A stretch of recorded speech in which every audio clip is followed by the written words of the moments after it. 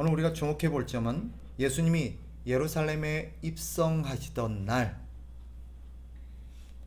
그날 예수님이 나귀를 타고 입성하셨다라는 대목입니다. 왜 예수님이 나귀를 타고 예루살렘에 들어가셨을까? 성경은 그 이유가 겸손하셔서라고 말합니다. 겸손하셔서. 나귀를 탄 게 왜 겸손한 거냐? 우리가 생각하는 것처럼 예수님 정도 되면 백마를 타셔야 되는데 겸손해서 나귀를 타셨다. 마치 오늘로 따지면 벤츠 타셔야 될 분이 마티즈 타고, 마티즈 비아발은 아닙니다. 스파크 타고 예루살렘에 가셨다. 그런 의도가 아닙니다. 성경이 말하는 겸손은 그런 것도 아닙니다. 그러면 왜 나귀를 타신 게 겸손한 거냐? 그 이유를 5절에서 설명합니다. 자, 5절 같이 한번 읽어봅니다. 시온의 딸에게 시작. 시온 딸에게 이르기를 내 왕이 내게 임하나니 그는 겸손하여 나귀 곧 멍에 매는 짐승의 새끼를 타도다 하라 하였느니라. 즉 예수님이 나귀를 타신 게 왜 겸손한가? 그것은 바로 말이냐 나귀냐의 문제가 아니라 바로 나귀가 어떤 짐승이냐 하는 데 달려 있습니다. 자, 나귀 그러면서 뒤에 어떤 설명을 붙이고 있어요? 멍에 매는 짐승의 새끼라고 말합니다. 이게 무슨 말입니까? 즉 이것은 나귀가 하는 일 때문입니다. 나귀가 하는 역할이 뭐예요? 그렇죠. 짐을 옮기는 것입니다. 사람이 짊어져야 될 짐을 나귀가 대신 짊어지는 것을, 그죠? 여기서 말하고 있어요. 나귀의 역할은 뭐예요? 사람이 져야 될 짐을 대신 짊어지는 동물입니다. 우리 주님이 나귀를 타신 이유가 바로 여기 있습니다. 우리 주님이 왜 나귀를 타셨느냐? 바로 우리 주님이 우리를 위해서 하실 일이 무엇인가를 보여주는 데 있어요. 바로 우리 주님께서 우리의 짐을 대신 지셨기 때문입니다. 그래서 겸손하신 것입니다. 예수님이 예루살렘에 들어가신 이유가 여기 있습니다. 왜 그날 예루살렘에 들어가시는가? 예루살렘에 들어가시면 무슨 일이 기다리고 있는지 우리는 압니다.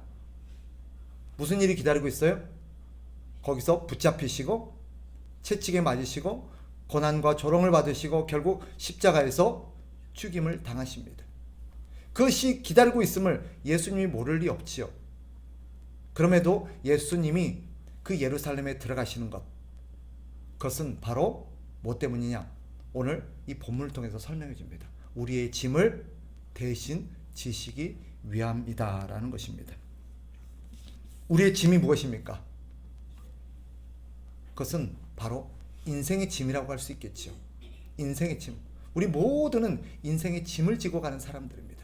그 인생의 짐이 뭐예요? 가난, 질병, 또 여러 가지 아픔, 버림받음, 배신, 상처, 미움, 싸움. 이 모든 것들이 뭐예요? 인생에 짊어지는 짐이들이에요. 이 모든 것들이 왜 우리에게 이런 무거운 짐이 되어서 우리 인생을 짓누르는가? 죄 때문입니다. 죄가 우리를 그렇게 만들었습니다. 인생이 고통을 받고 그 고통 가운데서 무거운 짐을 지고 신음하다가 결국 죽어야 하는 것이 인생입니다. 이 모든 것을 초래한 것이 죄 때문입니다. 그러나 그게 다가 아니죠. 죽음 이후에도 우리를 기다리는 게 있습니다. 무엇입니까? 죄에 대한 형벌입니다. 영원한 형벌이 기다리고 있습니다. 이것이 인생들이 짊어지고 가는 인생의 짐이라고 할 수 있습니다. 예수님이 우리 대신 짊어진 짐이 바로 이것입니다. 그래서 시편 성도는 이렇게 고백합니다. 날마다 우리 짐을 지시는 주, 곧 우리의 구원이신 하나님을 찬송할지로다.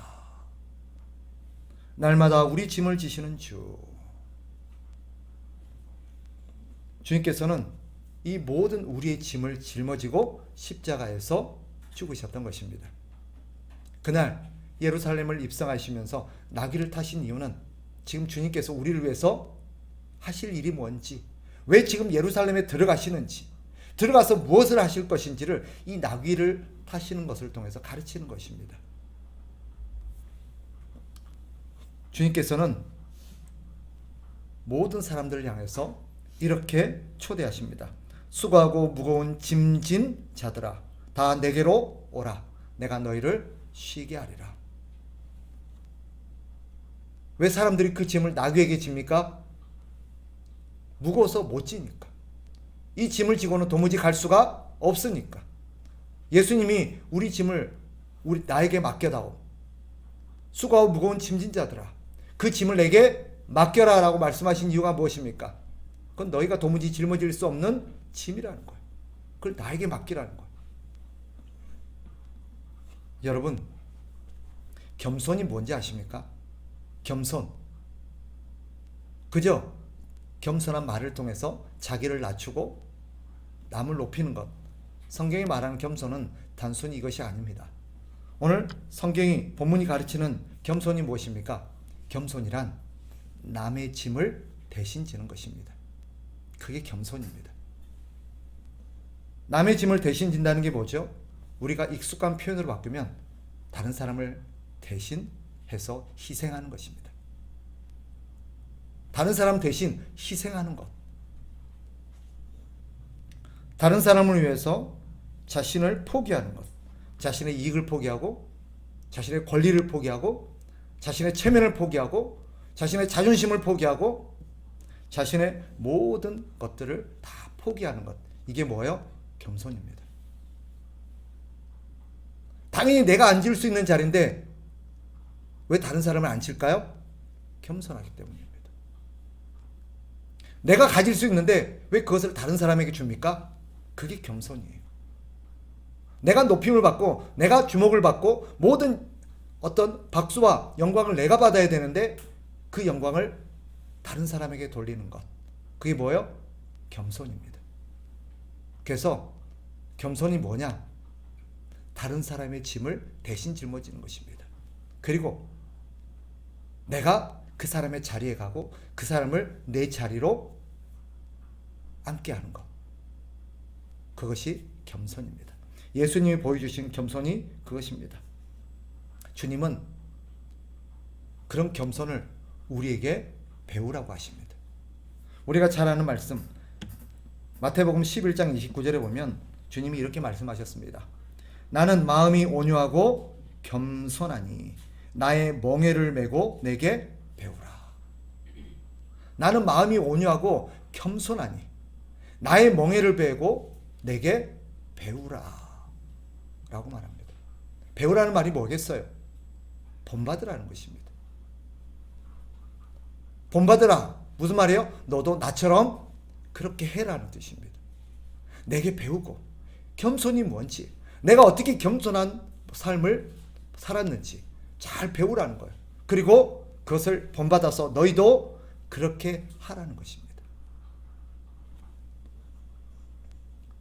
즉 오늘 본문의 표현을 빌리면, 본문의 가르침으로 하면 주님을 본받고 주님을 배운다는 게 뭐냐? 너희도 누군가의 나귀가 되어주라는 거예요.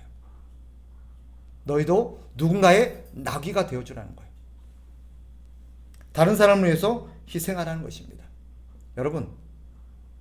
여러분은 주님의 제자입니까? 아닌가 보다. 아무도 아멘을 안 하는 거 보니까. 주님의 제자 맞습니까? 내가 주님의 제자라고 생각합니까? 네. 제자가 뭡니까? 제자는 스승이신 주님을 본받는 사람입니다. 주님께 배워서 그 배운 대로 따라하는 사람이 제자입니다. 동의하십니까? 주님께서 말씀하셨습니다. 잘 들어보세요. 예수께서 제자들에게 이르시되, 누구에게 이르셨다고요? 제자들에게 이르시되. 여러분이 제자라면, 여러분이 제자라고 생각한다면 잘 들으셔야 돼요.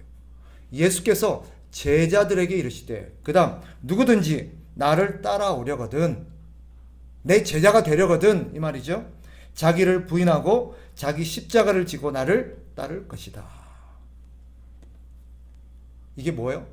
오늘 본문의 표현을 빌리면 주님을 본받는 것이고 주님을 따르는 것입니다. 그래서 누군가의 나귀가 되어주는 것이 오늘 본문의 제자가 되는 길입니다.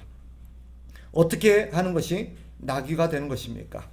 오늘 본문을 오늘 주님께서 제자들에게 하셨던 말씀을 보면 자기를 부인하고라고 말하죠. 먼저 자기를 부인해야 누군가의 나귀가 될 수 있습니다. 어떻게 하는 것이 부인하는 것입니까? 자기 욕심을 내려놓는 것입니다. 자기 욕심을 내려놓는 게 뭐예요? 나만 잘 되기를 내려놓는 거예요. 우리는 나만 잘 되면 되지 뭐. 나만 잘 먹으면 되지 뭐. 나만 잘 입으면 되지 뭐. 나만 잘 살면 되지. 나만 안전하면 되지. 좀 과하게 표현하면 나만 안 죽으면 되지. 이 시대가 그런 시대예요. 자기만 알고 자기만 생각하고 자기만 추구하는 시대예요. 근데 오늘날 그리스도인들도 예수님을 본받는 게 아니라 세상을 본받고 있는 것 같아요. 주님은 뭐래요? 자기를 부인하고 오라고 했어요.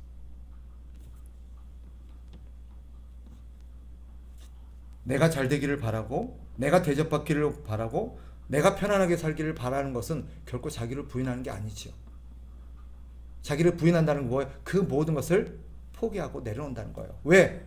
다른 사람의 나귀가 되어주기 위해서. 다른 사람을 편안하게, 다른 사람을 안전하게, 다른 사람을 살리기 위해서 내가 죽는 것입니다. 대신. 그리고 자기 십자가를 져야 된다라고 말합니다. 여러분, 주님의 십자가입니까? 자기 십자가입니까? 여기 너는 주님의 십자가를 지라고 했어요? 아니면 너의 십자가를 지라고 했어요? 네, 여기 자기 십자가는 누구예요? 내 십자가예요. 예수님의 십자가를 대신 지는 게 아니에요. 어떤 분들은 너무 대단하셔가지고 예수님의 십자가를 대신 지려고 하시는 분이 계세요. 아니에요. 그거 명확하게 틀린 표현입니다. 예수님의 십자가를 우리가 대신 지는 게 아니라 주님은 나의 십자가, 너의 십자가를 지라고 말해요. 자기 십자가를 져라. 우리 모두에게는 내가 짊어져야 될 십자가가 있어요. 그게 무엇입니까? 그게 다른 사람의 나귀가 되어주는 것입니다. 이것을 잘 설명해주는 표현이 있어요. 자, 갈라디아서 6장 2절을 보면 주님이 이렇게 말씀하세요. 너희가 짐을 서로 지라. 그리하여 그리스도의 법을 성취하라. 자, 다시 들어보세요. 너희가 짐을 서로 지라. 그리하여 그리스도의 법을 성취하라. 그리스도의 법이 뭐예요? 아까 말씀드린 거예요. 자기를 부인하고 자기 십자가를 지는 거예요. 그걸 하는 게 뭐예요? 서로의 짐을 지라는 거예요. 서로의 짐을 지라. 또 서로의 짐을 진다는 것을 빌립보서 2장 4절에 보면 잘 설명하고 있습니다. 들어보세요. 각각 자기 일을 돌볼 뿐더러 또한 각각 다른 사람들의 일을 돌보아 나의 기쁨을 충만하게 하라. 서로의 짐을 진다는 게 뭐예요? 너는 내 거 해주고 나는 네 거 해주고. 물론 이 말이 있어요. 그런데 여기에는 중요한 전제가 있습니다. 이건 뭐냐? 이런 뜻이에요. 먼저 각각 자기 일을 돌볼 뿐더러, 그러니까 서로의 짐을 진다는 것은 내 건 안 하고 내 건 네가 해주고 이 말이 아니에요. 자꾸 오해하는데 내가 네 거 해줬으니까 넌 나야 해줘야 돼. 이게 아니에요. 서로의 짐을 진다는 것은 뭐예요? 내 거는 내가 다 감당하고 남의 것까지 해주는 거예요. 무슨 말인지 아시겠어요? 이게 누군가의 나귀가 되어주는 거예요. 자기 앞가림도 못하는 사람이 어떻게 남을 도와줘요? 자기 일도 제대로 못하는 사람이 어떻게 남을 짐을 들어줘요? 안 돼요. 자기 짐은, 자기 십자가는 뭐예요? 다 해결하는 거예요. 쉽게 풀이하면 이런 뜻이 됩니다. 자기가 해야 될 일을 잘 해놓고 다른 사람들까지 도와주라는 뜻입니다. 물론 신자가 예수 믿은 지 얼마 안 됐을 때, 어린아이 때는 자기 앞가림을 못해요. 그때는 어떻게 해야 돼요? 누군가가 그 사람을 도와주고 그 사람이 짐을 들어줘야 돼요. 그러니까 여기서 말하는 누군가의 짐을 들어준다는 것은 그 누군가가 누구예요? 어린아이 같은 사람들이에요. 자기 앞가림을 못하는 사람, 자기 스스로는 자기의 어떤 삶을 책임지지 못하고 자기가 해야 될 일을 할 수 없는 사람, 그런 사람을 어떻게 해야 되는 거예요? 도와줘야 되는 거예요. 물론 그 사람들도 언제까지 그래서는 안 되죠. 그죠? 언제까지 그 사람의 짐을 들어줘야 돼요? 그 사람이 스스로 자기의 짐을 감당할 수 있을 때까지. 그래서 우리는 연약해서 자기 일을 할 수 없는 사람들을 도와주어야 합니다. 그러기 위해서는 먼저 우리는 내가 누군가의 짐이 되어서는 안 되는 것입니다. 내가 해야 될 일은 내가 다 해놓는 것입니다. 내가 감당해야 될 부분은 내가 감당하는 것입니다. 그리고 나서 다른 사람을 도와주고 돌봐주고 다른 사람의 짐을 들어주는 사람이 돼야 된다는 것이 오늘 본문의 의미입니다. 예수님이 다른 사람의 나귀가 되어주셨을 때 예수님이 해야 될 일은 남한테 다 맡기고 예수님이 남의 일을 도와주었나요? 그런 뜻이 아니에요. 성경을 보세요. 모든 그의 제자들이 그랬습니다. 따라서 우리는 자기 일을 잘 감당하고 다른 사람의 일을 도와주어야 합니다. 어떻게 해요? 주님을 모르는 자들에게는 주님을 가르쳐 주어야 합니다. 이게 남의 짐을 들어주는 것이고 나귀가 되어주는 것입니다. 왜? 스스로는 예수님이 누구인지 예수님에 대해서 잘 모르니까 예수님을 알려줘서 예수님을 가르쳐 주는 거예요. 또 신앙생활을 스스로 잘 못하는 사람들이 있죠. 그죠? 그 사람들에게는 신앙생활을 잘할 수 있도록 그들을 옆에서 도와주는 것입니다. 때로는 하나부터 열까지 같이 해줘야 될 때가 있어요. 우리 성도들 가운데 그런 분들이 있죠. 예배 나오는 것도 제대로 안 되니까 가서 그 사람을 데리고 와요. 심지어 어떤 사람은 헌금을 해야 되는 거, 헌금을 하는 것들을 모르니까 어떻게 해요? 헌금을 줘서 헌금하도록 가르쳐요. 원래 헌금은 누가 해야 돼요? 지가 해야 돼요. 그런데 헌금을 할 줄을 몰라요. 그러니까 어떻게 해요? 이걸 줘서 어떻게 해요? 헌금하세요. 항상 하나님 앞에 나가서 예배하고 하나님 앞에 나아갈 때 우리는 감사하는 마음으로 하나님 앞에 헌금을 하는 거예요. 그래서 헌금을 줘서 헌금하는 것을 가르쳐요. 기도하라는데 혼자서는 기도를 못하니까 어떻게 해요? 그 사람을 데리고 와서 기도의 자리에 데리고 와서 기도는 이렇게 하는 거예요. 같이 따라해 보세요. 하고 옆에서 같이 기도해 주는 거예요. 성경을 안 읽고 성경을 읽는 것을 못하니까 데리고 와서 앉아갖고 어떻게 해요? 우리는 성경을 읽어야 돼요. 옆에 데리고 앉아갖고 어떻게 해요? 성경을 같이 읽어요. 그렇게 하는 거예요. 그게 누군가의 나귀가 되어주는 거예요. 그래서 그 사람이 온전한 신앙인으로 자랄 수 있도록 도와주는 거예요.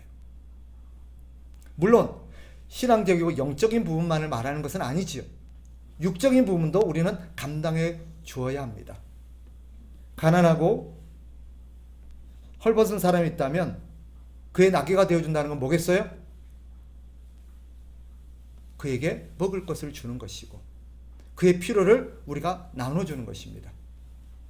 아픈 사람의 나귀가 되어준다는 건 뭐예요? 그 사람이 치료받을 수 있도록 도와주는 것이며 그 사람이 치료받고 나을 수 있도록 우리가 옆에서 돌봐주고 필요하다면 간호도 해주고 기도해 주는 거예요. 외로운 사람이 있다면 그의 나귀가 되어준다는 건 무엇입니까? 그 옆에서 말벗도 되어주고 친구도 되어주고 함께 그와 교제를 나눠주는 것입니다. 밥도 먹어주는 거죠. 그게 누군가의 나귀가 되어준다는 것입니다. 말씀을 정리하겠습니다. 주님은 우리의 나귀가 되셔서 우리의 짐을 대신 져주셨습니다. 그 주님께서 우리에게 뭐라고 말하십니까? 주님께서 우리도 그렇게 본받기를 원하십니다. 나는 마음이 온유하고 겸손하니, 그렇죠? 나의 멍에를 베고 내게 배우라. 너도 나에게 배워서 나처럼 따라해라. 너도 그렇게 해야 돼. 라고 말씀하세요. 그러니까 우리가 지금 우리 주님이 나귀의 삶을 사셔서 우리 짐을 대신 지셨던 것처럼 이제 우리도 누군가의 나귀가 되어주어서 그의 짐을 들어줘야 될 삶을 살아야 되는 것입니다. 그게 제자예요. 그게 제자예요. 물론 아직 어리고 신앙이 옅어서 누군가의 나귀가 되어주기는커녕 나귀를 필요로 하는 사람도 있을 수 있어요. 우리는 그런 사람의 나귀가 되어줘야 돼요. 그러나 이제 여태까지 내가 누군가의 도움을 받아왔다면 이제는 내가 누군가의 나귀가 되어주는 사람으로 자라가야 돼요. 그 일을 감당해야 돼요. 그러기 위해서는 두 가지. 첫째 뭐예요? 각각 자기 일을 돌볼 뿐더러 라고 되어 있어요. 자기가 해야 될 일은 잘 감당하는 거예요. 자기 몫은 자기가 해야 되는 거예요. 다른 사람이 나에게 손이 안 오도록, 누군가에게 내가 짐이 되지 않도록 짐을 들어줘야 될 사람이 누군가의 짐이 되면 되겠어요? 안 되는 거예요. 그래서 이제는 누군가의 짐이 되어서는 안 됩니다. 아시겠습니까? 그래서 누군가의 나귀가 된다는 것은 먼저 각각 자기 일을 돌봐야 됩니다. 그래서 어떤 식으로든 내 앞가림을 내가 해서 누군가의 짐이 되지 않아야 합니다. 두 번째, 내 일을 잘 돌보고 나서 우리는 거기서 멈추면 안 돼요. 어떻게 해야 돼요? 누군가의 짐을 들어줘야 돼요. 나귀가 되어줘야 됩니다. 누구의 나귀가 되어줘야 됩니까? 짐이 무거워서 혼자서 어떻게 할 수 없는 사람들. 우리 주변에 있잖아요. 우리 주변에 있잖아요. 우리 주님을 모르는 채 방황하고 있는 사람들, 막 엉뚱한 것을 헤매고 있는 사람들 어떻게 해야 돼요? 그들에게 가서 주님을 가르쳐 줘야 돼요. 그리고 그들이 믿어야 될 것, 그들이 있어야 될 것, 그들이 해야 될 게 무엇인가를 가르쳐 주는 거예요. 그리고 그들을 데리고 나와 주는 거예요. 그들을 데리고 나왔지만 뭘 해야 될지도 모르고 어떻게 신앙생활을 해야 될지도 모르고 그렇게 당황하고 방황하는 사람들에게 신앙의 길잡이가 되어주는 거예요. 그들과 함께 해주는 거예요. 그들을 위해서 기도해 주는 거예요. 그게 나귀가 되어주는 거예요. 때때로 지쳐있는 사람들, 낙심해 있는 사람들, 아파 있는 사람들, 가난한 사람들, 이 사람들의 나귀가 되어주는 것, 그것이 우리가 해야 될 본분이라고 생각합니다. 네. 여러분, 누군가의 나귀가 되어주고 계십니까? 그렇다면 그건 참 잘하고 있는 거예요. 우리 주님이 참 잘했다, 너는 내 제자답다라고 말할 거예요. 그러나 누군가의 나귀가 되어주지 못하고 있다면 우리는 제자답지 못한 거예요. 주님의 말씀을 우리는 불순종하고 있는 거예요. 다시 한번 우리 주님께서 나귀를 타고 예루살렘에 입성하셨던 그 삶을 우리가 기억합시다. 이제 누군가의 나귀가 되기 위해서 그의 삶으로 들어가야 됩니다. 그래서 우리 주님을 본받는 저와 여러분 되시기를 주의 이름으로 축복합니다.